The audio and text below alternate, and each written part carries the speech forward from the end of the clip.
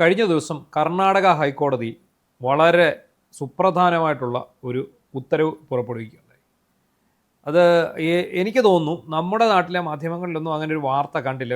India ഒട്ടാകെ ഒരു വാർത്തയായിട്ട് പോകേണ്ട ഒരു വിഷയമായിരുന്നു.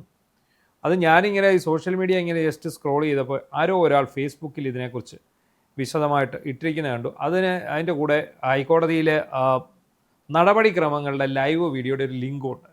അത് നമ്മളെ ഡെസ്കിൽ കൊടുത്തിട്ട് അത് നമ്മളൊരു വലിയ വാർത്തയാക്കി ചെയ്യുകയും ചെയ്തു. സംഭവം ഇതാണ്: ബംഗ്ലാദേശിൽ നിന്ന് അനധികൃതമായിട്ട് ഇന്ത്യയിലേക്ക് കുടിയേറിയ ദമ്പതികൾ, ഈ ദമ്പതികൾ കുറിച്ച് സാമൂഹിക പ്രവർത്തനമായ ഒരു ഡോക്ടർ, അദ്ദേഹം പരിസ്ഥിതി പ്രവർത്തനം സാമൂഹിക പ്രവർത്തനമായ ഒരു ഡോക്ടർ, കർണാടകത്തിലാണ് സംഭവം, പോലീസിൽ പരാതി കൊടുക്കുന്നു. പോലീസ് ഉടൻ തന്നെ ഇവരെ കണ്ടെത്തുന്നു. എന്നാൽ പിന്നീട് സംഭവിക്കുന്നതൊക്കെ ഭയങ്കര രസമാണ്. പിന്നീട് ഈ ഡോക്ടറെ പ്രതിയാക്കി പോലീസ് കേസെടുക്കുകയും ആ സ്ത്രീയെ അടക്കം മർദ്ദിച്ചു എന്ന് ആരോപിച്ച് ഇങ്ങനെ റിമാൻഡ് ചെയ്ത് ജയിലിലിടുകയും ഈ ഡോക്ടറെ. അപ്പോൾ ഈ കേസ് ഹൈക്കോടതിയുടെ മുന്നിൽ ഈ ഡോക്ടർ എത്തിയപ്പോഴാണ് ഹൈക്കോടതി ചോദിക്കുന്നത് ഞെട്ടിക്കുന്ന സംഭവമാണെന്നാണ് പറയുന്നത്. അപ്പോൾ എനിക്കൊരു സംശയം, കർണാടക പോലീസ് ഇപ്പം പിണറായി പോലീസാണ്, ഇവിടെ നിന്നെങ്ങാനും പോയ ആൾ അവിടെ ഡെപ്യൂട്ടേഷനിലും പോയിട്ടുണ്ട്? അല്ല, അത് ജസ്റ്റിസ് നാഗപ്രസന്ന എന്ന് പറയുന്ന ജഡ്ജി, കർണാടക ഹൈക്കോടതി ജഡ്ജി, അദ്ദേഹം അതിരൂക്ഷമായ ഭാഷയിൽ കർണാടക പോലീസിനെ വിമർശിച്ചിരിക്കുകയാണ്. രാഷ്ട്രീയ പ്രീണനമാണോ നിങ്ങളുടെ ലക്ഷ്യം എന്ന് ചോദിച്ചു. അതായത് വർഗീയ പ്രീണനം അല്ലെ രാഷ്ട്രീയ പ്രീണനമാണോ നിങ്ങളുടെ ലക്ഷ്യം എന്നാണ് ഈ വാർത്ത.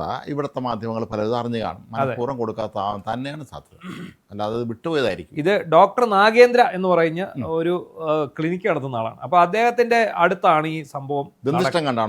അതെ, അപ്പോൾ അദ്ദേഹത്തിന്റെ അടുത്താണ് ഈ സംഭവം നടക്കുന്നത്. അപ്പോൾ അദ്ദേഹം ഉടനെ നേരെ ഈ ദമ്പതികൾ ഇവിടെ അനധികൃതമായിട്ട് താമസിക്കുകയാണെന്ന് പറഞ്ഞ് ഇങ്ങനെയുള്ള ആൾക്കാരെ എതിരെ പരാതി കൊടുക്കേണ്ട ഒരു സ്ഥലമുണ്ട്. അവിടെ ആ സെല്ലിലാണ് പരാതി കൊടുത്തത്. അങ്ങനെ കൊടുത്തവർ രാവിലെ 11:30 ഇദ്ദേഹം പരാതി കൊടുക്കുന്നു. 11:45 ഇദ്ദേഹത്തെ പോലീസ് നോക്കുന്നു, പരാതി കൊടുത്ത ആൾ. സംഭവം എന്താണെന്നറിയാമോ? ഇയാൾ കൊണ്ട് പരാതി കൊടുത്ത പുറകെ പോലീസ് അന്വേഷിച്ചു അവരുടെ അടുത്ത് ചെന്നു. അപ്പം തന്നെ അവരൊരു പരാതി എഴുതി കൊടുത്തു, ആ സ്ത്രീയെ കയറി പിടിച്ചെന്നും അവരെ തല്ലിയെന്നും പറഞ്ഞ്. ആലോചിച്ചിട്ടുണ്ട് ഇതിനകത്ത് യഥാർത്ഥ സംഭവം എന്താണ്? 2 ബംഗ്ലാദേശി പൗരന്മാർ, അതായത് ഭാര്യയും ഭർത്താവും, അവർ ഇന്ത്യയിൽ വന്ന് അനധികൃതമായിട്ട് താമസിക്കും. അതെ, അവരെ പോലീസ് കണ്ടെത്തുന്നു. എന്താണ് ചെയ്യേണ്ടത്? അവരെ കേസെടുത്ത് ഷെൽട്ടറാക്കി ഇവരെ പറഞ്ഞ് ഇന്ത്യക്ക് പുറത്ത് ഇതാണ് ചെയ്യേണ്ടത്. പക്ഷെ ഇവിടെ സംഭവിക്കുന്നത് നേരെ തിരിച്ചാണ്. ഇദ്ദേഹത്തെ അകത്താക്കുന്നു, അയാളെ പിടിക്കുന്നു, ജയിലിലടയ്ക്കും. 1 ദിവസം അയാൾ ജയിലിൽ കിടന്നു. അപ്പോഴാണ് ഹൈക്കോടതിയിൽ ഈ കേസ് ചെല്ലുമ്പോൾ ഹൈക്കോടതി സർക്കാരിനെയും ആഭ്യന്തര വകുപ്പിനെയും പോലീസിനെയും അതിനിശ്ചിതമായിട്ടാണ് വിമർശിച്ചത്. ഇവിടെ നിന്നോ വന്ന 2 പേർക്ക് വേണ്ടി, ഈ നാട്ടിലെ പൗരന്മാർ പോലും അല്ലാത്ത 2 പേർക്ക് വേണ്ടി ഈ നാട്ടിലെ ഒരു പൗരനെ കള്ളക്കേസിൽ കൊടുക്കുകയാണോ എന്നാണ് കോടതി ചോദിക്കും. അല്ല, അത് നമ്മൾ മനസ്സിലാക്കേണ്ടത് ഒരു പക്ഷേ ഇവരൊക്കെ സംരക്ഷിക്കുന്ന പ്രാദേശിക നേതാക്കന്മാർ കാണും. അതല്ലാതെ ഈ ബംഗ്ലാദേശിൽ നിന്ന് ഒളിച്ചു വന്ന് ഇങ്ങനെ വ്യാജരെ കുറിച്ച് താമസിക്കുന്നവർക്ക് അതിനുവേണ്ടി സ്വാധീനമൊന്നും കാണില്ല പോലീസിൽ. ഇവരോടെ തന്നെ ഇവരെ രക്ഷാപുരുഷന്മാരെ തേടുന്നു. കർണാടക ഭരിക്കുന്നത് ഇപ്പോൾ കോൺഗ്രസ് അല്ലേ, ഏതെങ്കിലും പ്രാദേശിക നേതാക്കന്മാർ ഇടപെട്ട് കാണും.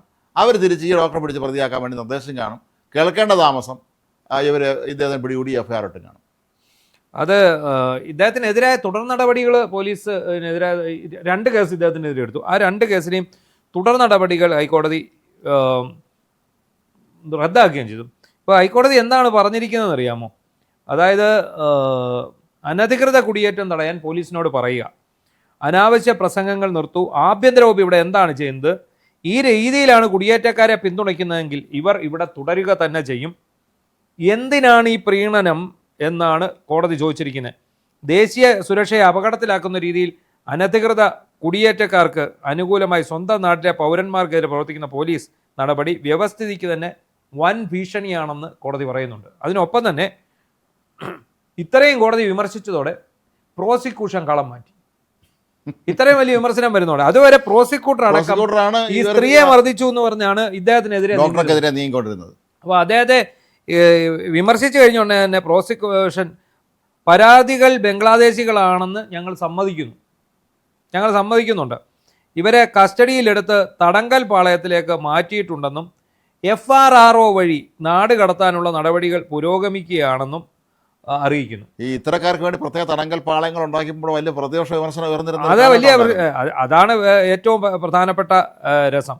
വേറെ ഉണ്ട്. അതായത് കേസ് പരിഗണിച്ച ഹൈക്കോടതി പോലീസിൻ്റെ നടപടികൾ നിയമ സംവിധാനത്തിൻ്റെ നഗ്നമായ ലംഘനമാണെന്നാണ് പറയുന്നത്.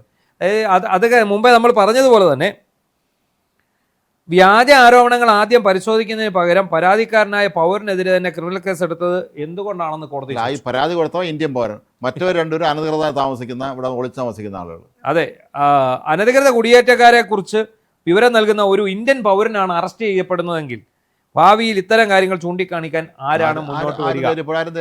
വിവരം അറിയിച്ചാൽ തന്നെ തങ്ങൾ അറസ്റ്റിലാകും എന്ന അവസ്ഥ വന്നാൽ പിന്നെ ഏത് പൗരനാണ് ജാഗ്രത പുലർത്താനും ഇത്തരം റിസ്കുകൾ ഏറ്റെടുക്കാനും തയ്യാറാകുന്നത്? പരാതി കൊടുത്ത ലേഡി ബംഗ്ലാദേശിയാണെന്ന് കേസ് ഡയറിയിൽ വ്യക്തമായിരുന്നിട്ടും പ്രാഥമിക അന്വേഷണം പോലും നടത്താതെ മെഡിക്കൽ പരിശോധന റിപ്പോർട്ടോ പരിക്കേറ്റതിന് തെളിവോ ഇല്ലാതെ കോടതി പോലീസ് എങ്ങനെ ഡോക്ടറെ അറസ്റ്റ് ചെയ്യും? 11:30 പ്രതി ബംഗ്ലാദേശിയാണെന്ന് കണ്ടെത്തിയ അതേ ഉദ്യോഗസ്ഥനാണ് 11:45 പരാതി കൊടുത്ത ഡോക്ടറെ പിടിച്ച് അകത്തിട്ടിരിക്കുന്നത്. നമ്മൾ സത്യം പറഞ്ഞാൽ ഒന്ന് ആലോചിച്ച് നോക്കുക. നമ്മൾ ശരിക്കും ജീവിക്കുന്നത് ഒരു വലിയ ഒരു പ്രശ്നത്തിന് നടുവിലാണ്. ഇവിടുത്തെ സർക്കാരുകളും രാഷ്ട്രീയക്കാരും പ്രീണനത്തിന്റെ വഴി മാത്രമാണ് ഇവർ തെരഞ്ഞെടുത്തിരിക്കുന്നത്. അല്ല, നമുക്ക് മനസ്സിലാക്കേണ്ട, കർണാടകത്തിൽ അവിടെ പി എസ് ചെയർമാൻ നടത്തിയ പരാക്രമം നമ്മൾ കഴിഞ്ഞ ആഴ്ച അതിൽ ഗവർണർ ഇടപെട്ടതുകൊണ്ട് മാത്രമാണ് അവസാനം അയാളെ മാറ്റിയത്. അതുപോലെ തന്നെയാണ് ഇത് നമ്മളെ ഞെട്ടിപ്പിച്ചത്. നമ്മൾ കർണാടക പഠിക്കുന്നത് കോൺഗ്രസ് ആണ്. ഇനി ഈ കേരളത്തിലാണ് ഇങ്ങനെ ഒരു പരിപാടി നടക്കുന്നതെങ്കിൽ പോലും ഇങ്ങനെ ഉണ്ടായാൽ അത്ഭുതപ്പെടാനില്ല. ഒരു അത്ഭുതവും കാണൂലെന്ന് മാത്രമല്ല, ഇരവാദമായിട്ട് നാളെ ഈ 2 ബംഗ്ലാദേശികൾക്ക് വേണ്ടി മെഴുകിൽ എത്തിക്കാൻ നമ്മുടെ സ്റ്റാച്യൂവിൽ ഇവിടെ സാംസ്കാരിക നായകന്മാരെത്തും. അപ്പോൾ കോടതി ചോദിച്ച പ്രസക്തമായ 1-2 പോയിന്റ് ഉണ്ട്. ഇങ്ങനെയാണെങ്കിൽ എങ്ങനെ നമുക്ക് കയ്യേറ്റക്കാരെയും കുടിയേറ്റക്കാരെയും നമുക്ക് കണ്ടെത്താം? നമ്മളെ നീതി എങ്ങനെ നമ്മൾ നടപ്പിലാക്കും? ഒരു ക്രൈം കണ്ടുപിടിച്ച ഒരാൾ റിപ്പോർട്ട് ചെയ്യുമ്പോൾ നിന്നെ ആദ്യം പ്രതിയാക്കാന്ന് പറയുന്നത് എവിടുത്തെ രീതിയാണിത്? സത്യം പറഞ്ഞാൽ ഇത് നടപടിയെടുത്ത് പോലീസ് സർവീസിൽ നിന്ന് ടെർമിനേറ്റ് ചെയ്യണം, പിരിച്ചുവിടണം വരെ. അതായത് ഇവർ നേരത്തെ ഇന്ത്യക്കാരായിരുന്നു, ഈ ദമ്പതികൾ. ഇവരിവിടെ നിന്ന് ബംഗ്ലാദേശിൽ പോയതാണ്. പോയിട്ട് അവിടുത്തെ പൗരത്വം സ്വീകരിച്ച് ഇന്ത്യൻ പൗരത്വവും വെടിഞ്ഞതിന് ശേഷം വീണ്ടും ഇന്ത്യയിൽ വന്ന് ഇന്ത്യക്കാരെന്നുള്ള വ്യാജേനെ താമസിക്കുകയായിരുന്നു. നമുക്ക് മറ്റിപ്പോൾ നമ്മൾ കഴിഞ്ഞ ദിവസം കണ്ടു, സ്പെയിനിൻ്റെ പ്രവിശ്യയായിട്ടുള്ള സബൂട്ടോ ദ്വീപിലേക്ക് ആഫ്രിക്കയിൽ നിന്ന് മൊറോക്കോയിൽ നിന്ന് 60,000 പേര് കുടിയേറി ചെന്നു എന്ന് പറയുന്നത്.